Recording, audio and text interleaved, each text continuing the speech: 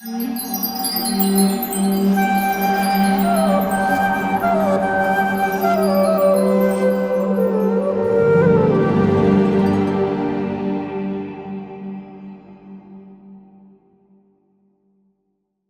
कृष्णा।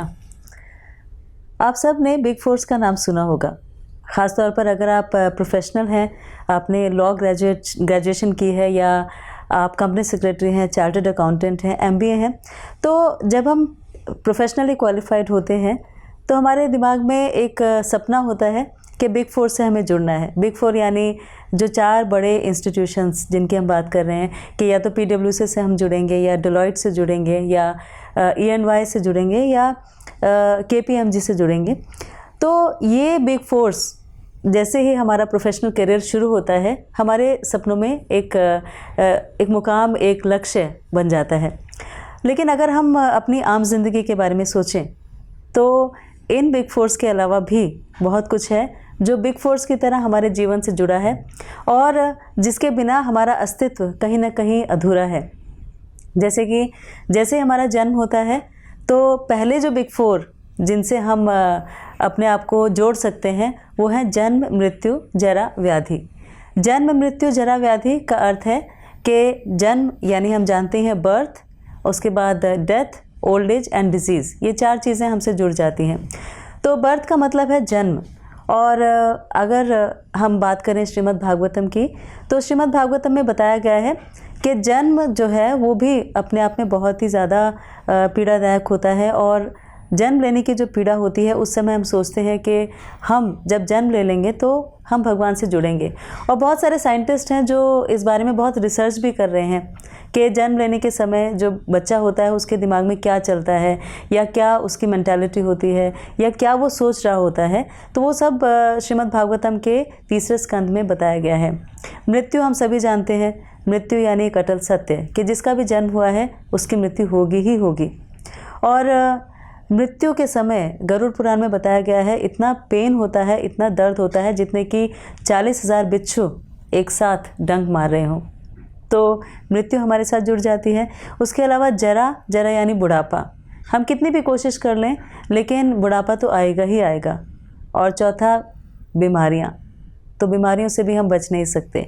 तो big force जो हमारे जन्म के साथ ही जुड़ जाते हैं वो है जन्म, मृत्यु, जरा, व्याधि यानी birth, death, old age and disease.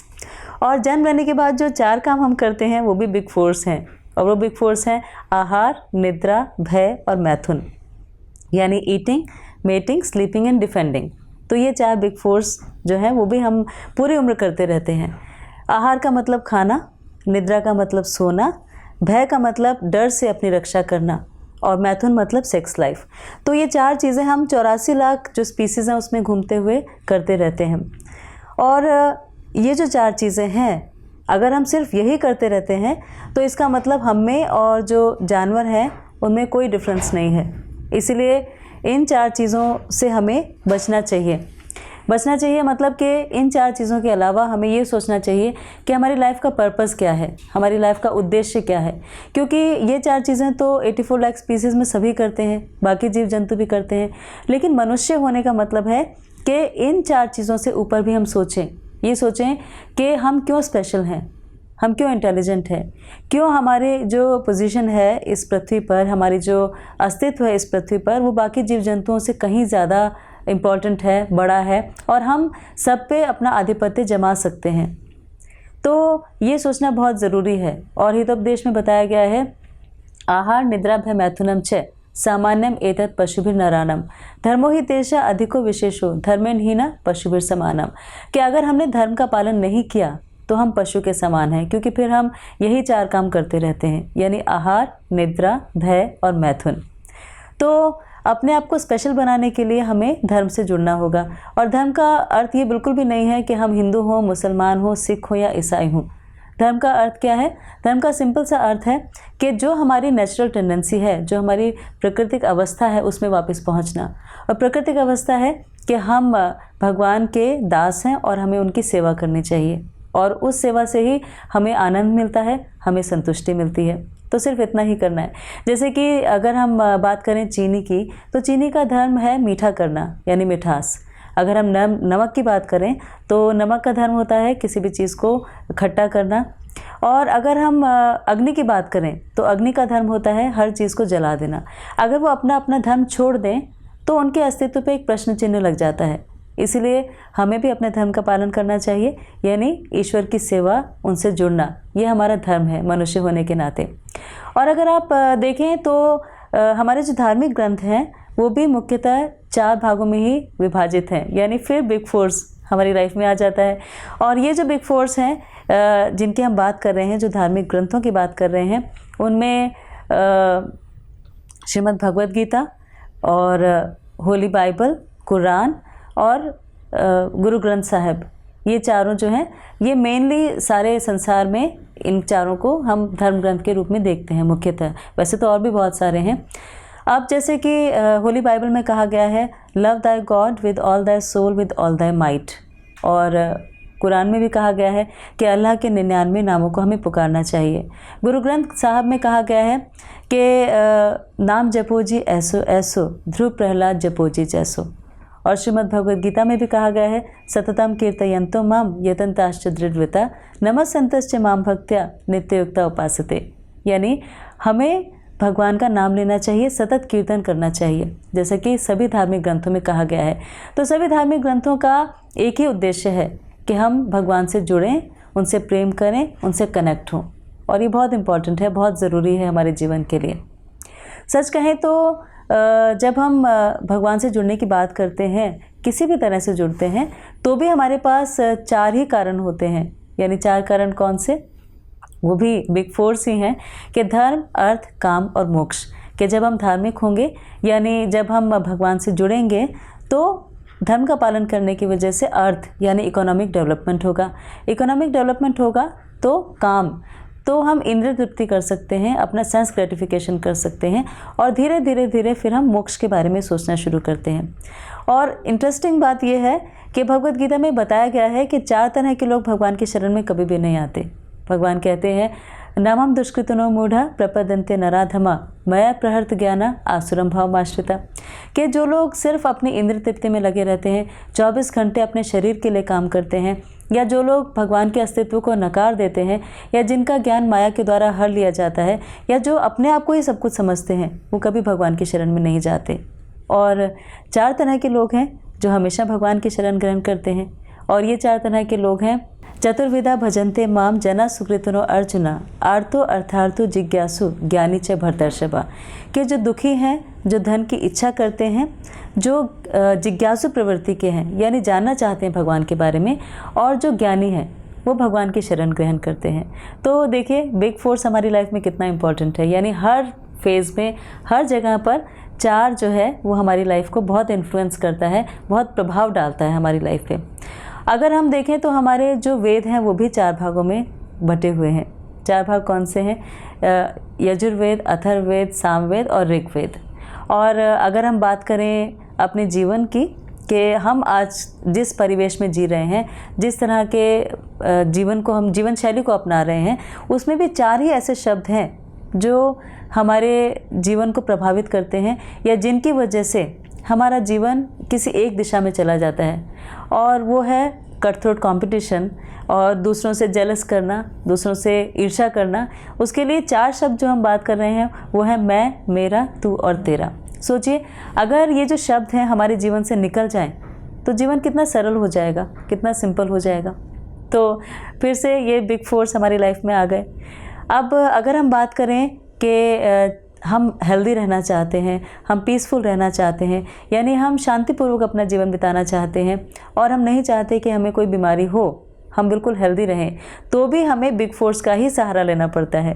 क्योंकि इस्कॉन के जो फाउंडर आचार्य हैं शिल प्रभुपाद, उन्होंने कहा है कि अगर हम 4 नियमों का पालन करते हैं, यानी 4 रेगुलेटरी प्रिंसिपल्स अपनाते हैं, तो हमारे जीवन में कभी भी कोई भी परेशानी नहीं आती, क्योंकि हम बहुत शांति से जी सकते हैं, और धीरे धीरे हमारी जो प्रवृत्ति है वो सात्विक होती जाती है, हम सत्वगुण में आते जाते हैं। तो ये जो 4 चीज़ें हैं वो है no illicit sex, no meat eating, no gambling and no intoxication, यानी नशा नहीं करना, जुआ नहीं खेलना, अवैध संबंध नहीं रखना और मांस नहीं खाना। तो इन 4 चीज़ों को हम क्यों फॉलो करते हैं? कभी कभी बहुत से लोग ये प्रश्न करते हैं या हमारे दिमाग में भी आता है कि क्यों हम इनको फॉलो करें। अगर हम आहार, निद्रा, भय, मैथुन सिर्फ ये करते रहते हैं तो हमें और जो बाकी जीव जंतु हैं उनमें कोई फ़र्क ही नहीं है। और अगर सही मायनों में देखा जाए, आपने भी नोटिस किया होगा कि ये जो 4 काम है, आहार, निद्रा, भय, मैथुन, इसमें हम बाकी जीव जंतुओं से कम्पीट ही नहीं कर सकते। यानी इसमें हम अगर हम सोचें कि हम उनसे अच्छा कर सकते हैं तो ऐसे नहीं है, हमारे अंदर ऐसी क्षमता ही नहीं है। क्योंकि आप सोचिए कि आहार की अगर हम बात करें तो एक हाथी टनों अनाज एक दिन में खा सकता है, लेकिन क्या हम खा सकते हैं? तो आहार में एक हाथी जो है वो हमसे कहीं ज़्यादा अच्छा है, वो ज़्यादा आहार ले सकता है। निद्रा की बात करें तो हम कितना घंटे सो सकते हैं? 8 घंटे, 10 घंटे, 12 घंटे, 14 घंटे या 16 घंटे या 1 दिन, 2 दिन, उससे ज़्यादा तो नहीं सो सकते। लेकिन एक जो पोलर बेयर है वो 6 महीने तक लगातार सो सकता है। तो स्लीपिंग में यानी निद्रा में पोलर बेयर हमसे कहीं ज़्यादा अच्छा है। अगर हम बात करें एक ईगल की, एक चील की, तो वो इतनी ऊंचाई से अपने शिकार को देख लेती है, तो हमारी आइज़ भी उतनी स्ट्रांग नहीं है कि हम देख सकें, इतनी दूर से हम किसी चीज़ को पहचान सकें। या आहार, निद्रा, भय की हम बात करते हैं तो अपने भय से बचने के लिए हम क्या करते हैं? हम न्यूक्लियर वेपन्स बनाते हैं, या हम अपने अस्त्र शस्त्र इकट्ठा करते हैं, या अपने घर को भय से बचाने के लिए हम एक सुरक्षा कर्मी रखते हैं, एक सिक्योरिटी गार्ड रखते हैं, अपने पास हम हथियार रखते हैं। लेकिन जो जानवर हैं उनके पास कोई हथियार नहीं है, फिर भी वो अपनी रक्षा कर सकते हैं, जबकि हम डिपेंडेंट हैं दूसरी चीज़ों पे। उनके पास सिर्फ उनके टीथ हैं, दांत हैं, उनके क्लॉज हैं, यानी उनके पंजे हैं, उनसे वो अपनी रक्षा कर सकते हैं। तो वो हमसे ज़्यादा इंडिपेंडेंट हैं रक्षा करने में। और सेक्स लाइफ की बात करें, मैथुन की बात करें, तो भी हम जो है, जो मनुष्य है वो 9 महीने में एक बच्चे को जन्म दे सकते हैं, ये उनकी कैपेसिटी है। लेकिन एक मच्छर वो एक बार में लाखों अंडे दे सकता है, एक मछली वो एक बार में लाखों अंडे दे सकती है। तो उनकी जो कैपेसिटी है ये 4 काम करने की, ये हमसे कहीं ज़्यादा अच्छी है। अगर ये सारे काम हमें करने हैं तो हम जानवरों से भी नीचे हो गए। इसीलिए इस श्लोक में बताया गया है कि धर्मो ही तेषा अधिको विशेषो धर्मेन ही ना पशुभिर समानम, कि इन सब से ऊपर उठकर एक चीज़ और है जो एक मनुष्य को इससे ज़्यादा सुपीरियर बनाती है, बाकी जीव जंतुओं से सुपीरियर बनाती है। यानी 84 लाख स्पीसीज -1 यानी हम मनुष्य।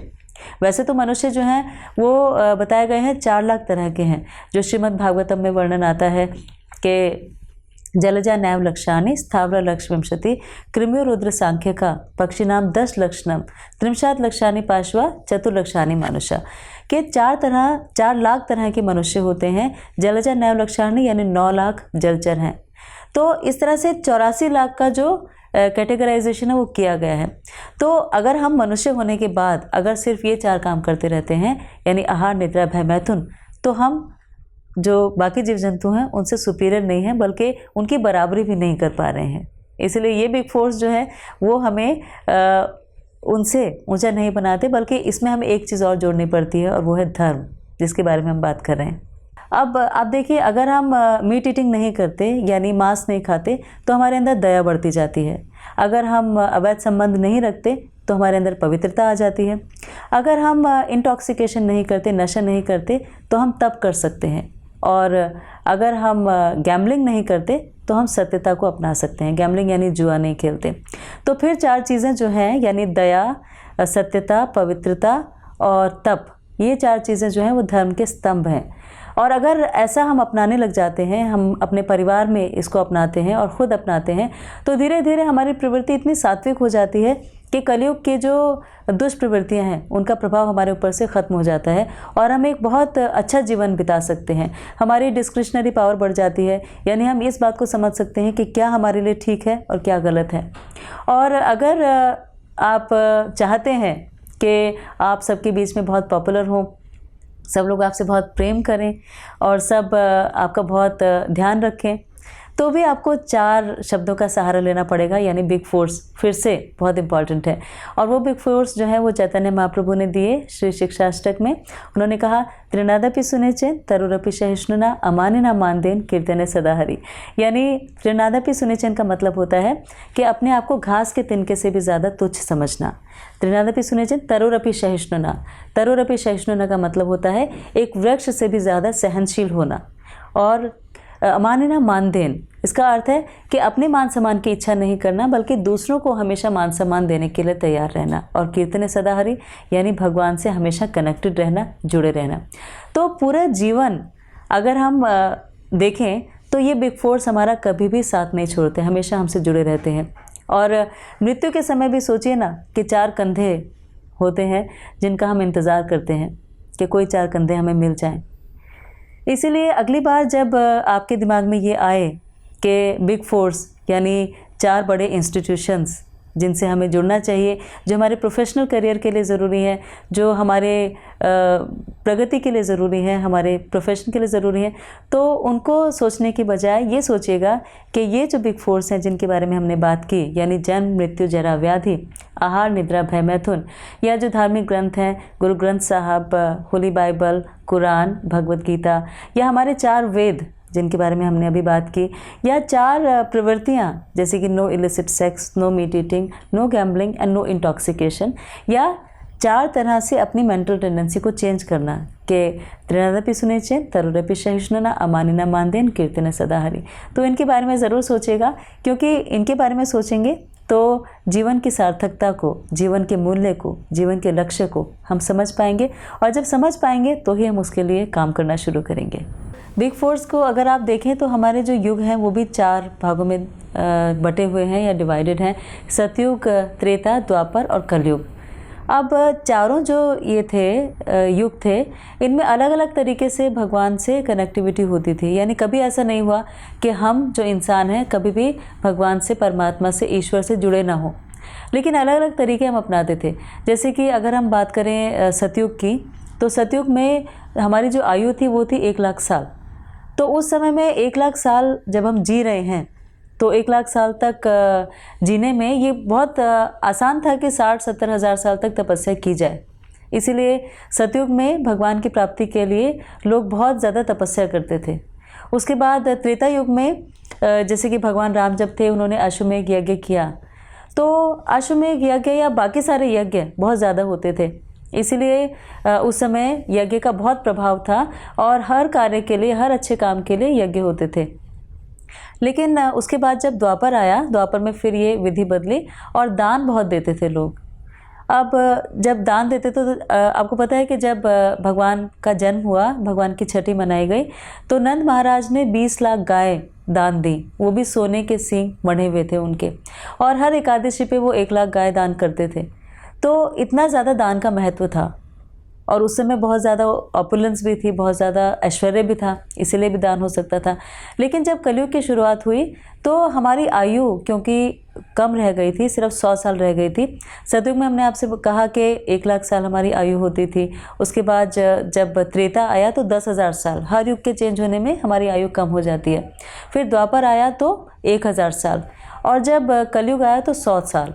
अब सोचिए ये जो 100 साल हैं, इसमें से भी हम 60 या 70 साल ही जी पाते हैं ठीक से।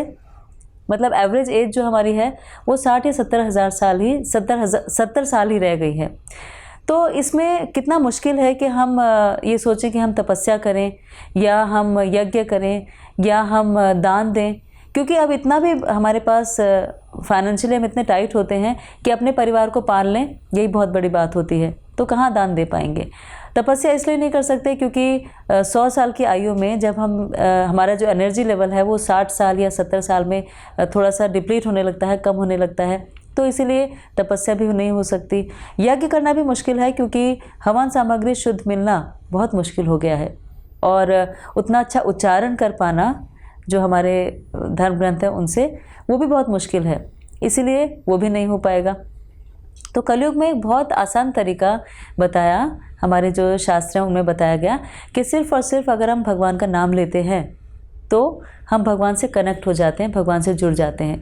इसीलिए चैतन्य महाप्रभु ने कहा, हरे नाम एव केवलम कलो नास्तेव नास्तेव नास्तेव गतिरन्यथा, कि हरि का नाम हरि का नाम हरि का नाम, केवल हरि का नाम अगर हम लेंगे तो कलयुग में इसके अलावा और कोई उपाय नहीं है। और ये ऐसा उन्होंने 6 बार कहा, यानी हरे नाम 3 बार, और कलो नास्तेव नास्तेव नास्तेव, यानी कलयुग में कोई और उपाय नहीं है, नहीं है, नहीं है।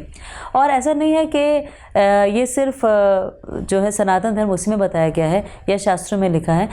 तो श्री रामचरितमानस में भी कहा गया है, कलयुग केवल नाम आधारा, सिमर सिमर जन उतरे पारा। तो इसीलिए अगर हम सिर्फ भगवान का नाम लेते हैं, या होली बाइबल में कहा गया है कि love thy God with all thy soul with all thy might, कि भगवान से प्रेम करना ज़रूरी है, भगवान का नाम लेना ज़रूरी है। और कुरान में भी ये कहा गया है कि अल्लाह के 99 नामों का उच्चारण करना चाहिए, उन्हें बोलना चाहिए।